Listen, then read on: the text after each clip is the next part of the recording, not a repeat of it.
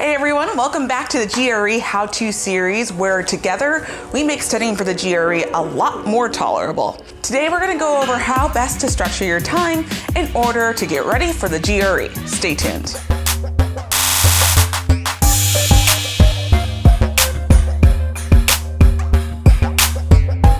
Welcome back. So if you're like me, when you're first starting out in the GRE, you have all these grand ideas about how you're gonna get this awesome score and life is gonna be wonderful because you're gonna get into the school of your choice, and that is that. But then when it comes down to actually making time and studying, all of a sudden, you have to watch Handmaid's Tale or picking up on New Girl because you heard that it's the last season, or all of a sudden you want to clean your room.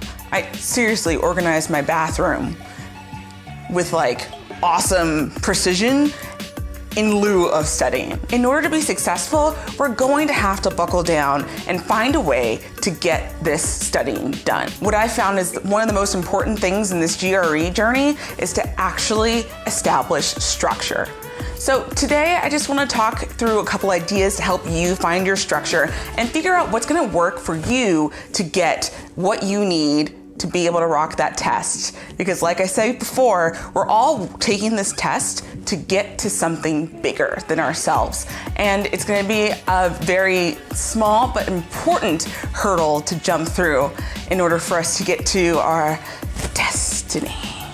So one of the first things that's important to do is identify that why. So whenever there's a time when you're just like, I don't really feel like doing this, you can go back to your why and find what you need to do in order to push through and do your studying. Next, I think it's really important to realize that this is definitely one of those marathon, not a sprint kind of situations. So cramming as much as you can in order to study for the GRE in 2 weeks is just not the best way to get ready for such an important test. Research shows that it's just really important that we diligently show consistency. Consistency is going to be really important because we have to let our brain catch up and process and remember the things that we are stuffing into it. So it's a lot easier for your brain to start understanding things over time instead of cramming a whole bunch of information for a short period of time. Next, it's about structuring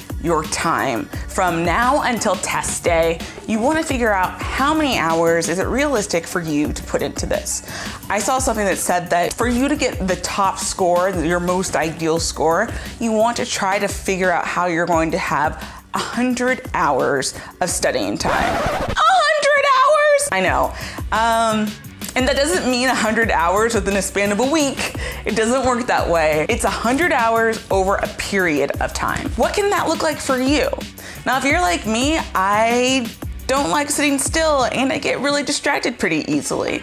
So one of the strategies that I'm going to employ is starting to study for an hour and a half a day, at least 5 days a week.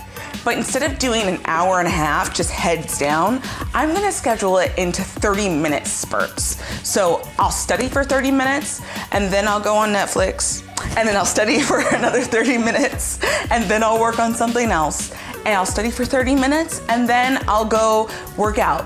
It's gonna be something that gets me committed to a schedule and to a structure, but also gives me that variety that I do crave when it comes to my day. So I challenge you to think about, what does your ideal day look like? What helps you focus the best? Start finding ways to incorporate those things into your schedule so that you can fit the GRE into your schedule the way it's going to work best for you. Another thing that's important to do is write things down. I know that for me, I'm always trying to remember the things that I want to do, and I have all the best intentions of retaining this information, but then I get distracted. It's gonna be really important to have that accountability through writing so that you can stay on track. Staying on track and consistency are the two things I want you to take from this video. We have to do those two things in order to get the results that we want for the GRE. If you like this video, please give me a thumbs up, and if you have any suggestions on what I should talk about next, please put your suggestions in the comments below. I'd really appreciate it if you subscribe and let me know how I'm doing. I want every minute we spend together on YouTube to be beneficial and useful to you. Up next, we're going to be talking about tricks for reading comprehension, so I can't wait to see you next time.